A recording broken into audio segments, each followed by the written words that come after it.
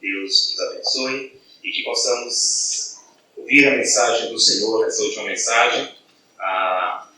Até me fugiu o nome. Vitor? O Vitor pastor fez uma mensagem mais forte hoje.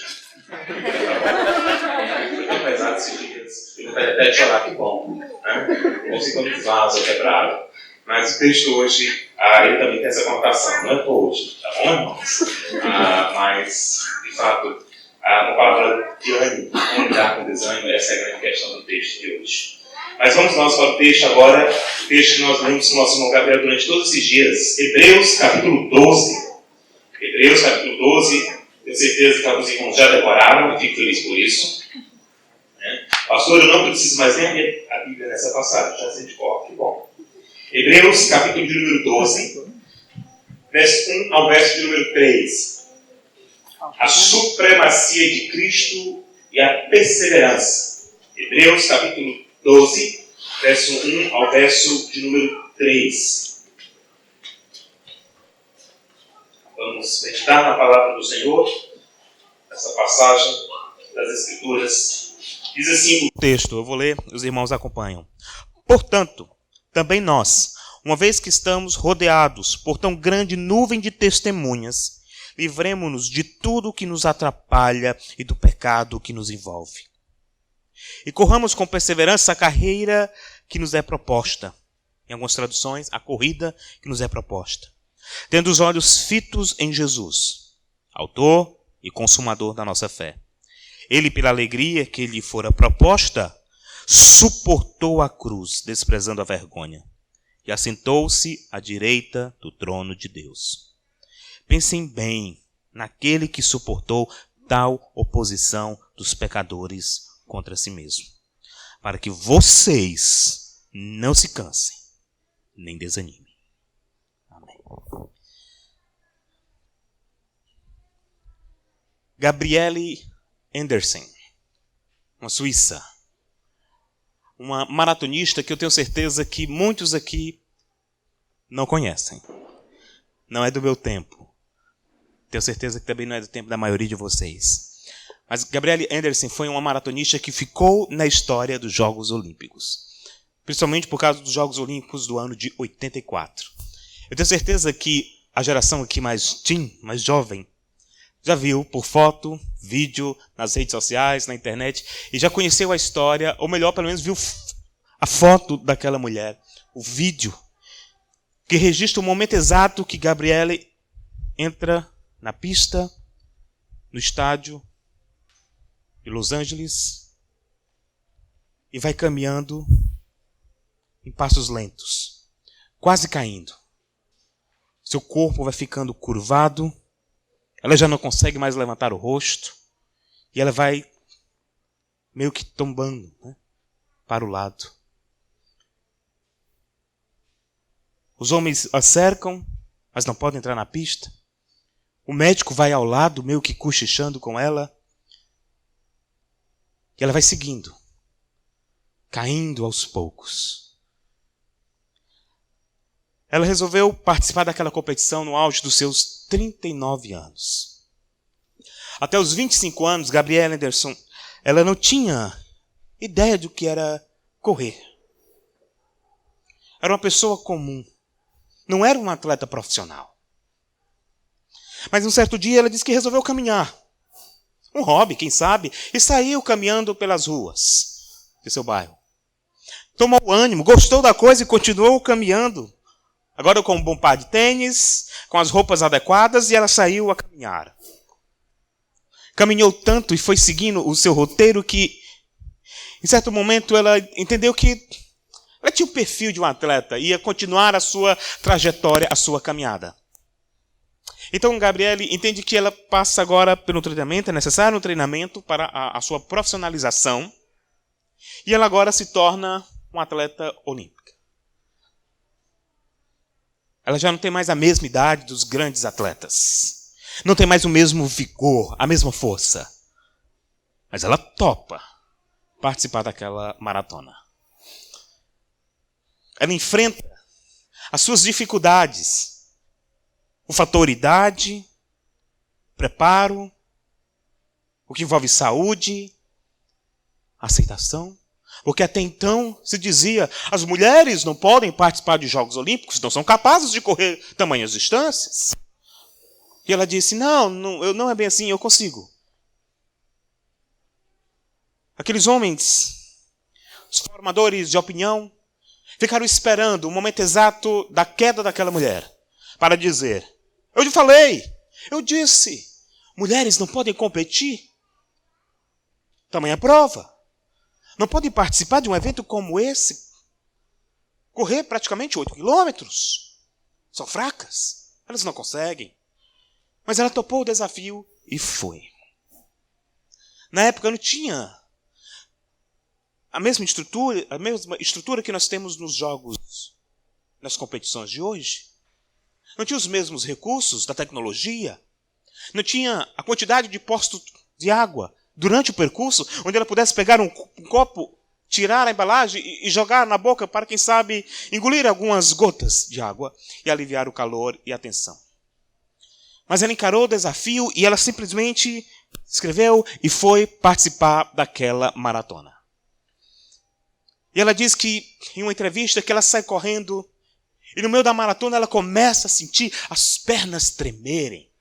Ela se sente fraca, já não tem mais o mesmo vigor do início. O mesmo ânimo. Já não consegue enxergar a numeração que está na sua roupa. Parece que já perdeu a cor, o vigor. E ela diz que em determinado momento da prova ela passa debaixo, como se fosse pelo túnel. E ela sente o alívio que a sombra traz. O sol já não batia mais no seu rosto. A sombra do túnel facilitava o percurso. E ela tomou ânimo. Mas logo ela saiu do túnel e continuou correndo. E à medida que ela ia correndo, as suas pernas iam enfraquecendo. O vigor ia desaparecendo. A luz do sol batia no seu rosto, ela já não conseguia mais olhar e enxergar a linha de chegada. Mas até que enfim, ela viu a porta do estádio. Passou por ela. E ela percebeu que não ia conseguir. Estava fraca demais. Ela começou a ficar tonta. Tudo isso ela diz em uma entrevista a um repórter brasileiro, Kiko Azevedo. Ela diz que ela já perde as forças, o ânimo. Já a ponto de cair. E de repente o homem chega do seu lado e começa a cochichar. O médico e diz, Gabriele, você tem condições de continuar? Se não, pare. Ela diz que não consegue falar uma palavra, simplesmente balança a cabeça em sinal, dizendo, sim, acho que consigo. E ela diz que olhou ao longe e parecia que a linha estava muito distante. Mas ela diz que na hora que ela começou a cair, já não conseguia mais correr, mas apenas aos passos trôpegos caminhar. Ela diz que algo surpreendeu. Ela disse que não conseguia mais levantar a cabeça, mas ouvia com o coração os gritos do estádio. A multidão enlouquecida, apavorada, gritava, continue, você consegue, siga, não desanime. E gritava o seu nome, e ela disse que é como se um eco, uma voz de muitas águas, um barulho ensurdecedor. Tomava os ouvidos e dizia, continue, continue, siga firme, você consegue. Era a voz do estádio dizendo, persevere. E ela diz que chegando, os vencedores já tinham passado, mas agora todas as lentes, todas as câmeras estavam voltadas para ela. E o grito acolorado da multidão só gritava palavras de ânimo, dizendo, não desista. Ela olhou para frente e já estava diante da linha de chegada. Mas ela não olhava para o pódio, mas para aqueles homens de branco que a cercavam, que estavam depois da linha de chegada. E ela disse que em dado momento ela levantou os olhos, a menos 3, 4 metros da linha de chegada. E a única coisa que ela enxergava era aqueles homens dizendo, vem, vem. Uns seguravam a maca, outros o balão de oxigênio. A equipe de primeiro socorro já estava montada e somente eles diziam, vai, vem. E ela passa. a voz da multidão dizendo: siga firme, não desista. Por que eu estou narrando essa história para você de um dos Jogos Olímpicos do ano de 84? Porque o autor aos Hebreus parece que ele está naquele mesmo ambiente, naquela mesma atmosfera de Jogos Olímpicos. Esse é o background, ou seja, é o fundo da passagem de Hebreus capítulo 12. Ele imagina que aqueles irmãos que tiveram a ponto de desistir da caminhada, e que nós vimos aqui todos esses dias de acampamento, que pensaram em desistir da caminhada por causa das perseguições, opressões, dos dias difíceis, e que ele disse: não desistam, porque Jesus é maior do que os profetas. Aqueles irmãos que pensaram em abandonar o cristianismo e voltar para o judaísmo, ele ouviu o autor aos Hebreus dizer: não desistam, Cristo é maior do que os anjos. E quando eles estavam enfraquecidos, ele gritou mais uma vez: não desistam, Cristo é maior do que Moisés. Cristo é maior do que o sacerdócio de Arão. Cristo é maior do que os sacrifícios do Antigo Testamento. Cristo é maior do que todo o sistema. Ele é superior. E aí a expressão que marca toda a epístola aos Hebreus: ele é a melhor coisa. Ele é o melhor. Ele é supremo na caminhada. E ele diz para esses irmãos: não desistam. E aí chegamos ao capítulo que nós vimos ontem, capítulo 11, onde ele diz: não desistam. Vejam que os nossos irmãos do passado, que não tiveram os mesmos privilégios que nós temos, eles não desistiram, mas com fé agradaram a Deus. Mesmo que não tenham alcançado a promessa, eles não deixaram de crer. E quando chega no capítulo 12, observe a primeira palavra do texto. Simplesmente ele diz: portanto. Ele está concluindo o seu raciocínio. Ele está dizendo: não esqueça tudo o que eu te falei nos dias de acampamento. Não esqueça tudo o que eu falei para você até este momento. Tudo o que eu narrei, tudo o que eu expliquei na epístola, em toda a carta aos Hebreus. Não esqueça. Não esqueça. Por isso que ele diz: portanto. E aí, do verso 1 ao verso 3, como alguém que está narrando uma corrida, e que está ali para animar os competidores, os atletas de Deus, os competidores maratonistas da fé. Ele aplica a vida, ele aplica ao nosso dia a dia a supremacia de Cristo, nos chamando para não desistirmos da caminhada cristã. Como ele vai fazer isso? Eu dividi aqui para a nossa compreensão em 3 partes. A primeira, ele vai falar sobre o legado dos vencedores. O verso de número 1. No segundo momento, ele fala as exigências para os competidores. Verso 1 e verso 2. E por fim, ele fala sobre o grande exemplo e o grande prêmio. O Senhor Jesus Cristo. No verso 3. Vamos nós para mais uma viagem em Hebreus. Hoje no capítulo 12, de 1 a 3. O legado desses vencedores, quem são eles? Verso de número 1. Portanto, também nós, uma vez que estamos rodeados por tão grande nuvem de testemunhas. O interessante é que a palavra testemunha, a palavrinha grega martiré, ou seja, a ideia, aquele que é mártir, aquele que está disposto a, se preciso, morrer por amor a Cristo, para perseverar em fidelidade, ele usa essa terminologia e diz: meus irmãos, preste bem atenção no que eu estou dizendo para vocês. Diante de tudo que eu falei agora no capítulo de número 11, de homens como Abel, homens como Noé, homens como Daniel, homens como Moisés, Abraão, Isaac, Jacó, José e muitos outros, ele está dizendo: esses irmãos, eles estão na arquibancada. Eles estão na arquibancada. É como se ele dissesse para os irmãos a quem ele escreve na epístola: nós que estamos nessa caminhada, pense um pouco e perceba, olha quem está na caminhada, olha quem está na arquibancada. Veja Abraão, veja Moisés, veja o grande e vigoroso profeta Elias. Veja Daniel, que o anjo fechou a boca do leão para que ele não fosse tragado. Ele está dizendo: nós estamos rodeados por exemplos de homens que foram fiéis a Deus na sua caminhada.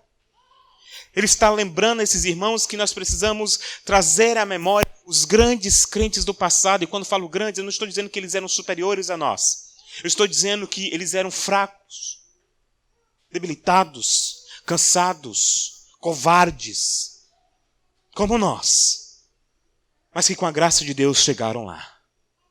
E ele está dizendo para esses irmãos, observe que nós temos o legado desses homens. Eu não estou falando de uma caminhada impossível. O autor não é louco, é inspirado. E ele sabe que a vida cristã não é fácil. Ele sabe que ser crente é extremamente difícil. É uma luta diária, uma batalha diária que nós estamos bravamente lutando contra o pecado, contra todas as hostes espirituais da maldade, tudo aquilo que é mal, tudo aquilo que é difícil. O Senhor sabe das nossas lutas. O Senhor sabe das nossas dificuldades. E Ele está dizendo para os irmãos, o Senhor sabe de tudo isso, mas entendam que pessoas que nem nós, no passado, irmãos que nem nós, eles conseguiram, eles chegaram lá, eles não desistiram. Observe que ele está literalmente motivando os irmãos com exemplos de homens e mulheres do passado. Algumas pessoas vão dizer assim, Hebreus capítulo 11 é a galeria dos heróis da fé. Eu, pastor Tiago Sanches, tenho dificuldade com essa terminologia. Heróis da fé. Não. São pessoas que nem eu e você. E comem arroz, feijão, paga boleto todos os meses. O filho tem febre no meio da noite. Luta contra um pecado que você não consegue vencer ele, é difícil. Luta com a tristeza, o desânimo, o abatimento, todas as angústias da alma. Nós estamos falando de pessoas que nem nós. Sujeitas às mesmas fraquezas, os mesmos pecados, pessoas que foram derrotadas pelo pecado, como Davi. Você esqueceu que ele caiu. Mas ele também foi restaurado por Deus, quando ele disse, ó Deus, cria em mim um coração puro. Não tira a alegria da salvação. Não retira o teu espírito. E me dá de novo um coração disposto a te amar. E Deus o restaurou. Nós estamos falando de homens, pessoas comuns que nem nós. Nós temos a tendência de olhar para aqueles homens do passado e assim, uau, como eles eram demais. Não, eram pessoas que nem nós. O foco do autor dos Hebreus é dizer que eles são testemunhas que nem nós. Com as mesmas deficiências de caráter. Pessoas comuns. Ele está dizendo, mas eles conseguiram. Não é porque eles são melhores, mas é porque eles servem aquele que é o melhor de todo o sistema. Porque tudo aponta para ele. O foco do autor é dizer que tudo está em Jesus, não nos heróis. Se existe um herói na caminhada cristã, não é eu nem você. Nós somos a geração Marvel Comics. Gostamos do Homem de Ferro, gostamos do Superman, do Spider-Man, do Homem-Aranha, do Hulk. Só na indústria cinematográfica. No dia a dia, para empurrar um carro, precisamos de alguém para nos ajudar. Nós não temos o poder de subir as paredes se não for uma escada que nos leve até lá. Não podemos divinizar aquilo que é cinematográfico e projetar na nossa fé, quando na verdade somos apenas pessoas comuns e com suas dificuldades. Mas observe que o autor está dizendo, eles nos rodeiam e eles conseguiram. A partir do verso 1, na metade do verso 1 até o verso 2, ele vai dizer que para nós competirmos com eles, é necessário também tomarmos algumas atitudes. E quais são elas? Ele menciona aqui 3 atitudes. A primeira é uma resolução que devemos ter. Verso de número 1 ele diz, estamos rodeados por tão grande de nuvem testemunha. Aí observe o que ele diz. Livremo-nos de tudo que nos atrapalha e do pecado que nos envolve ou nos rodeia. Observe que ele está dizendo, para você seguir a caminhada cristã, você primeiro tem que abrir mão de algumas coisas. Para você seguir firme na maratona da fé, é necessário você abrir mão de algumas coisas. E a primeira coisa que ele diz, se livre daquilo que te atrapalha. Você já viu algum competidor conseguir terminar uma prova sendo ele uma pessoa com sobrepeso? Não dá. Eu digo por mim. Eu digo assim, eu vou correr hoje. Eu não consigo 30 segundos. Eu já fico parecendo que vou ter um ataque cardíaco. Não dá. Ninguém corre com fardo nas costas. Ninguém corre. Você lembra das palavras de Paulo? Ele disse assim, irmãos, cingir os lombos. O que é cingir os lombos? Naquela época, os homens usavam túnicas, que eram aqueles verdadeiros roupões. Não tinha a calça como nós temos aqui, eu nessa calça esporte, a blusa polo. Não, era aquela túnica. E simplesmente para correr daquela forma era quase impossível. Se ele corresse com a túnica, era possível que ele caísse. Então era necessário ele cingir os lombos, ou seja, levantar a túnica, amarrar o cinto, deixar as canelas para fora e quem sabe soltas, e aí sim correr para não correr o risco de cair. Em outras palavras, está dizendo, segure as calças e corra. E aí a ideia dele diz, olha, se livre daquilo que te atrapalha. E aí, interessante que ele diz assim, daquilo que te atrapalha e do pecado que te assedia. Não existe nenhum de nós que estamos aqui essa noite que já vencemos o pecado. Existe alguma área da nossa vida que ainda nos escraviza. Existe um pecado que ainda nos martiriza. Existe um mal que ainda nos rouba a paz. Mas observe o que ele está dizendo. Se livre disso. Tire isso da sua vida se você quer continuar a caminhar. Assim como o bom atleta não vai correr de jeans, com um casaco, a não ser que seja louco. Mas uma pessoa, em sã consciência, ele vai usar um bom tênis, com trajes leves, para que ele não fique desidratado e que ele possa correr livre, sem peso, para que assim ele possa cumprir toda a prova. A mesma coisa o autor aos Hebreus está dizendo, meu querido irmão, para que você continue a sua caminhada cristã e ela não seja difícil, sofrível, eu te digo uma coisa, se livre do mal que ainda lhe maltrata, se livre do pecado que eternamente te arrodeia, ou seja, daquilo que ainda te atrai nesse mundo. Cuidado, porque ele pode te fazer perder de vista o prêmio da gloriosa salvação. Como é possível caminhar a vida cristã e ser simpatizante com o pecado? Qual é o competidor que vai ganhar uma prova correndo de costas, olhando para outra coisa que não seja o prêmio? Então ele diz, se livre desse mal que lhe atrapalha, e disso que lhe atrai, não seja levado por isso, simplesmente olhe para a frente e siga. E a segunda exigência, tenha um espírito comprometido. Ele diz agora no verso de número ainda no verso número 1, e corramos com perseverança a corrida que nos é proposta. Você já observou? Ele diz, olha, se livre do peso que você tem, de alguma coisa que te atrapalhe na caminhada. O que te atrapalha na caminhada? Você que é jovem, algum tipo de namoro? Se te atrapalha na caminhada, então, pula fora. É algum pecado relacionado à tecnologia? Cuidado. Tire isso da sua vida. Se livre disso. E ele diz, e agora corra a corrida que Deus te chamou para competir. Corra. A vida cristã, caminhe a vida cristã em passos firmes. A corrida que Deus te inscreveu. Que o próprio Deus disse, eu vou inscrever meu servo nesta corrida. Porque eu sei. Ele vai competir porque eu vou dar graça a ele. Não é porque ele é capaz, mas porque eu sou o instrutor. Eu sou o Senhor de sua vida. Eu lhe concedo a graça necessária para continuar. Irmãos, sejamos sinceros. Nenhum de nós que estamos aqui temos força suficiente para continuarmos sendo fiéis a Deus. Nenhum de nós, por mais esforçados que sejamos, temos forças suficientes para vencermos os pecados do dia a dia e continuarmos caminhando firmes e fortes, se Deus não nos conceder a sua graça. E ele diz, então corra com perseverança a corrida. Olha que interessante. Deixa eu te fazer uma observação, uma nota exegética aqui.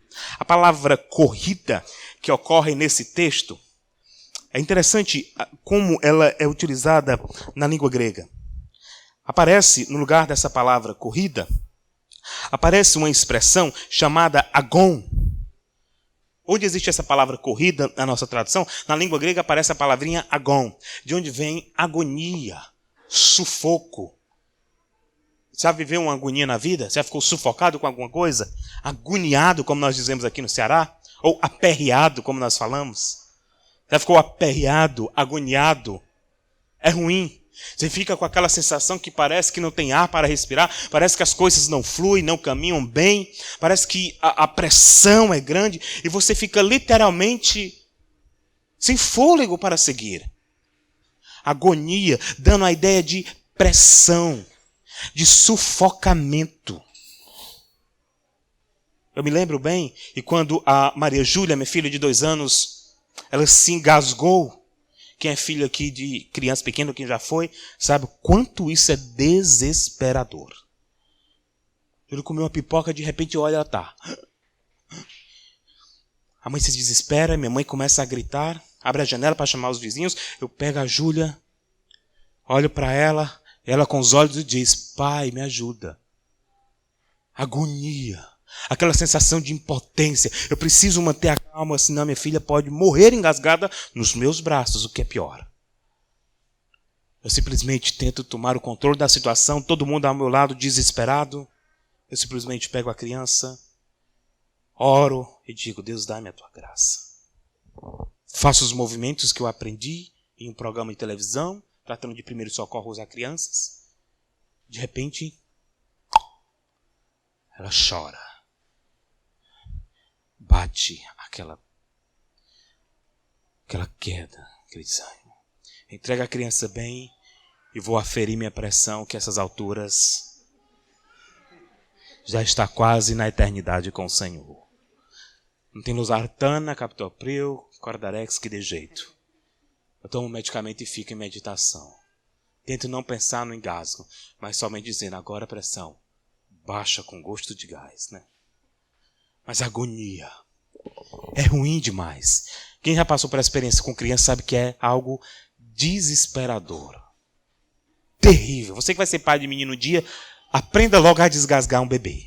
Pelo amor de Deus. Mas agonia, mas sabe o que eu estou dizendo? Que a palavra corrida que aparece nesse texto, a palavra agon, que traz a ideia de sufocamento, de agonia. E sabe o que é que o autor dos Hebreus está querendo dizer com isso? Que a caminhada cristã, ela é assim mesmo, ela é agonizante. A caminhada cristã é difícil. A caminhada cristã, muitas vezes, ela sufoca por causa do pecado que nos rodeia e de todas as dificuldades. Mas observe o que ele diz agora no verso de número 2. Tendo os olhos fitos em Jesus, que é o autor e consumador da nossa fé. Terceira exigência para os competidores. Você quer continuar a caminhada cristã e caminhar bem, meu irmão? Se livre daquilo que te atrapalha, do pecado que te assedia e te rodeia. Corra, mesmo que você esteja agonizando, você esteja sufocado, desanimado, mas não desista, siga. E terceiro, não deixe de olhar para aquele que te chama, vem. Coloque os seus olhos em Jesus Cristo. Fite os seus olhos. O interessante é que o autor diz assim, meus irmãos, fitem os olhos em Jesus. A ideia é o seguinte, pega um prego, coloca a sua vista e fica fixo. Não olha para mais nada, a não ser para Ele. Sabe por quê? Porque basta uma olhada ao lado que nós desanimamos. Basta nós pensarmos um pouco nas nossas decepções da caminhada cristã, que logo nós enfraquecemos. Basta você pensar um pouco no pecado que você acha que não é tão ofensivo assim, é só um pecado doméstico, que isso logo sunga a tua espiritualidade. E o autor está dizendo, em nenhum momento da sua caminhada, tire os olhos de Jesus. Não tire. Não tire. Você foi criado para olhar para Ele. E ele diz, fite os olhos. E aí é interessante que ele diz, sabe por quê? Porque Ele é o autor e consumador. Ou seja, é aquele que te deu fé e aquele que vai sustentar a tua fé. Sabe por que ele diz isso? Porque ele sabe que nenhum de vocês que estão aqui, nem eu que estou aqui pregando, temos condições suficientes para suportar tamanhas provações se Jesus não nos sustentar com a sua mão. Com a fé que Ele nos deu. E aí, quando você pensa Que o autor dos Hebreus ele vai continuar dizendo para o povo essa mensagem de conotação praticamente motivacional, motivando esses irmãos a continuar a caminhada. Ele diz assim, é como se ele dissesse assim: vocês lembram que eu falei para vocês até agora que Jesus é superior? Vocês lembram que eu já contei para vocês até agora que Jesus é incomparável? Aí ele diz assim, mas deixa eu falar algo para vocês acerca de Jesus. E olha o que ele diz agora no verso de número 2. Ele diz assim, ele, pela alegria que lhe fora proposta, suportou a cruz, desprezando a vergonha e assentou-se à direita do trono de Deus. Ele está dizendo, se você está se sentindo sufocado por causa do desânimo, ele diz, olha para Jesus. Ele também passou por isso. Ele viveu as nossas dificuldades e olha o que ele diz, ele suportou a cruz. E isto era a carreira que lhe era proposta. Por favor, olhe para mim, não tire o foco aqui. Apesar das movimentações com as crianças, alguns irmãos andando, mas olha para cá. Ele diz, a nossa carreira que nós fomos chamados a competir, ela é agonizante. Ele diz, mas olha para Jesus, a carreira que propuseram para ele também é agonizante. Porque ela é na cruz. Ele está dizendo, mesmo Jesus sendo superior a nós, mesmo Jesus sendo melhor do que nós, ele se sujeitou às nossas fraquezas, sujeitou a toda essa condição, mesmo que não tenha pecado, mas ele foi verdadeiramente homem e suportou essa mesma agonia. Simplesmente ele está dizendo, Jesus passou por isso que você está passando. Você lembra que eu falei uns dias, acho que foi na última mensagem de hoje, de ontem à noite, acho que a de ontem pela manhã, quando eu falei de sacerdócio de Arão. Você lembra daquele texto que assim, olha, ele é capaz de se compadecer de nós. Né? Alguém chega assim, eu entendo o que você está passando. Não, não entende. Eu sinto na pele o que você está sofrendo. É como se fosse de mim. Não, não dá. Mas tem alguém que sabe literalmente o que você está passando e sente na pele literalmente o que você está passando porque ele se compadece de nós e das nossas fraquezas. É Jesus. E o autor aos Hebreus está dizendo, ele suportou também a sua agonia, que foi a agonia de cruz. Agonia que colocaram para ele e que o desprezaram.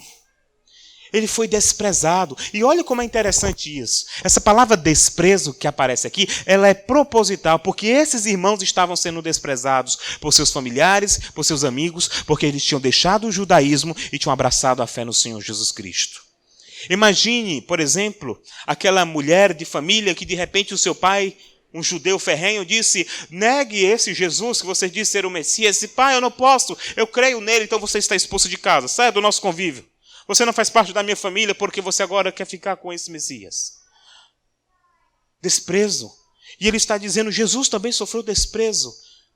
Mas aí ele não para no desprezo de Jesus. Ele diz assim, mas olha como é que ele terminou. Ele agora está sentado à destra do Pai. Ele está dizendo, Jesus suportou tudo isso na sua caminhada. E Deus o exaltou. Em outras palavras, ele está dizendo, não é como aqueles louvores que se cantam por aí, né? Se você for humilhado, se preocupa não que Deus vai te honrar. Eu tenho muita dificuldade com essa expressão. Deus vai te honrar, irmão. Deus vai te honrar por isso. Não. Ele vai ser glorificado. E nós, por causa da sua misericórdia, seremos abençoados. Mas a honra é dele, não nossa. E o autor dos Hebreus está dizendo isso. Ele foi desprezado, mas ele se assentou à destra. Em outras palavras, ele está dizendo, suporte a agonia. Você também chega lá. Não à destra, mas à presença dele. E aí no verso 3, ele fecha a questão e diz, por que vale a pena continuar a caminhada, apesar de toda a agonia que nós vivemos? Ele chama os irmãos a repensar a vida.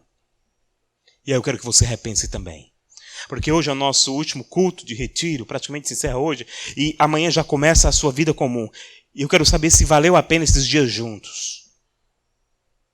Se valeu a pena esse convívio juntos. O que é que você vai levar para o seu dia a dia, para a sua igreja, como fruto desse acampamento? Então pense bem. E é o que ele diz agora no verso 3. Olha o que ele diz. Pensem bem naquele que suportou tal oposição dos pecadores contra si mesmo. Ele diz, não, pense em Jesus. Pense em tudo o que ele suportou. E alguém pergunta assim, pastor, é o seguinte, por que Jesus passou por tudo aquilo? Olha o que ele diz agora no verso 3 no final. Para que vocês não se cansem e nem desanimem. Sabe qual é a tua motivação? Sabe qual é a palavra de ânimo que você precisa? Sabe o que você precisa? É tirar o pecado da sua vida. E sabe qual é o ânimo que você precisa?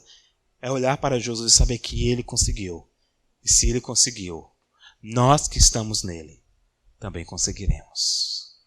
Nós vamos chegar à caminhada cristã, muitos de nós, igual a Gabrielle Anderson.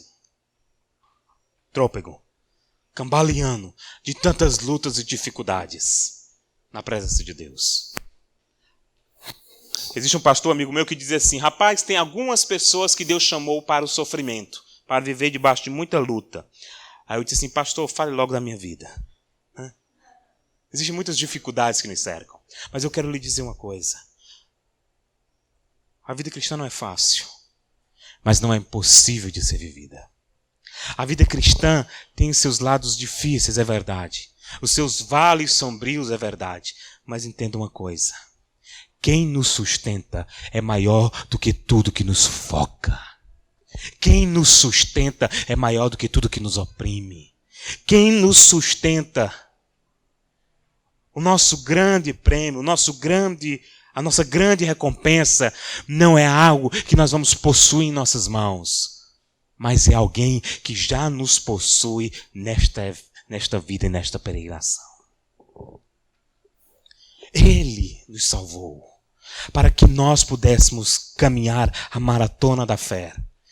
Você, meu querido irmão, foi chamado, inscrito para participar das Olimpíadas da Fé, ser um maratonista de Deus em uma prova de obstáculos. Mas saiba que no dia que você tropeçar nos obstáculos, Ele é bondoso o suficiente para restaurar as tuas forças.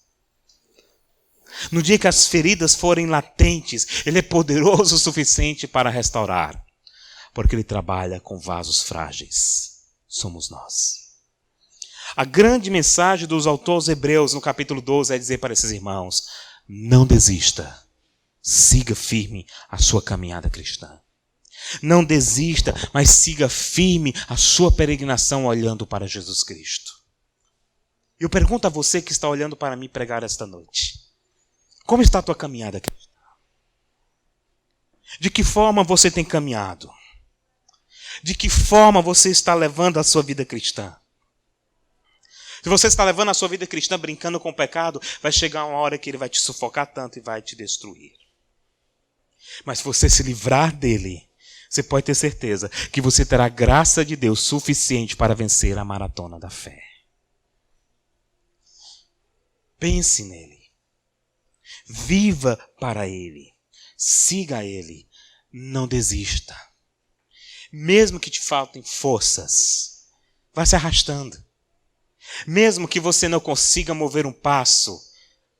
Ah, pastor, eu já não consigo mover um passo. Eu já não consigo sair do lugar. Fica no lugar então, porque Ele vai lá e te pega e te leva aonde Ele quer. Porque Ele sabe tratar de pessoas fracas. Ele sabe cuidar de pessoas trôpegas. Ele sabe tratar das nossas feridas da caminhada. Mas eu digo para você, não desista. Siga firme, olhando para Jesus. Tudo nessa vida vai passar. Tudo isso vai passar. Mas existe algo que há de permanecer. É aquele que está no alto e sublime trono. E nós chegaremos lá, não por causa dos nossos esforços, mas porque Deus tem nos sustentado. É Ele. Olhe para a sua vida e perceba que se você só está aqui esta noite, você só suportou o que você já passou durante toda a sua vida esta noite, porque alguém te sustentou. É o autor e consumador da nossa fé. Não desista. Não desista. Se você estiver fraco, a sua graça é o suficiente. Se você está cansado, Ele diz: vem, o fardo é suave, é leve. Ele leva. Ele carrega, porque Ele suportou a cruz. Então nós somos dele, pertencemos a Ele. E Ele irá nos ajudar até o dia final. Como você vai encarar a caminhada cristã depois desse acampamento? Como você vai levar a sua vida cristã depois desses dias?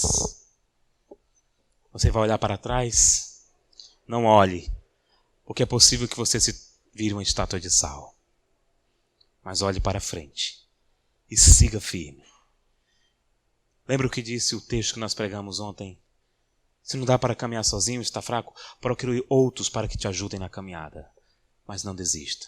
Saiba que muitos antes de nós conseguiram chegar lá, a nuvem de testemunhas, porque foi Deus quem os sustentou. Que Deus nos ajude.